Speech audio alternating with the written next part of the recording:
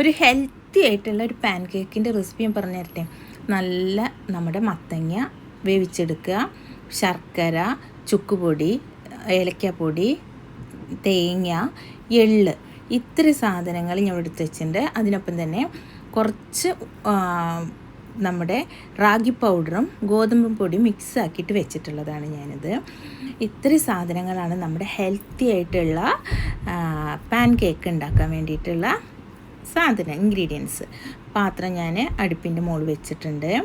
ഒരു പാത്രം എടുത്ത് അതിലേക്ക് നമ്മൾ വേവിച്ച് വെച്ചിരിക്കുന്ന മത്തങ്ങയും അതുപോലെ എടുത്ത് വെച്ചിട്ടുള്ള തേങ്ങയും ചുക്കും ഏലക്കായും അതുപോലെ ശർക്കരയും പൊടികളും ചേർത്തിട്ട്, പൊടി എന്ന് പറഞ്ഞാൽ രണ്ടും കൂടി മിക്സാക്കി വെച്ചിട്ടുള്ള 3 സ്പൂൺ ഒക്കെയാണ് ഞാൻ ചേർക്കുന്നത്.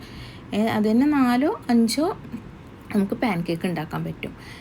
ഇത്ര സാധനത്തേറ്റ് എന്നിട്ട് കുറച്ച് വെള്ളം ഒഴിച്ചിട്ട് നമ്മൾ മിക്സാക്കി പോവുകയാണ് ചെയ്യാൻ പോകുന്നത്.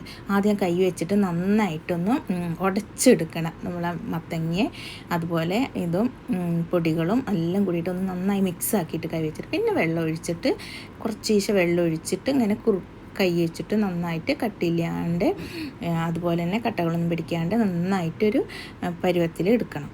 നമ്മുടെ പാൻ കേക്കിൻ്റെ പരുവത്തിൽ ഇത് ഞാൻ ഒഴിച്ചിട്ടുണ്ട്. അതിനുശേഷം വെന്തു തിരിച്ചു മറിച്ചിട്ടിട്ട് ഇതപ്പോൾ റെഡി ആയിട്ടുണ്ട് നമ്മുടെ ഹെൽത്തി ആയിട്ടുള്ള സൂപ്പർ ടേസ്റ്റി ആയിട്ടുള്ള പാൻ കേക്ക്. അപ്പോൾ എല്ലാവരും ഉണ്ടാക്കി നോക്കണം കേട്ടോ, ട്രൈ ചെയ്ത് നോക്കണം.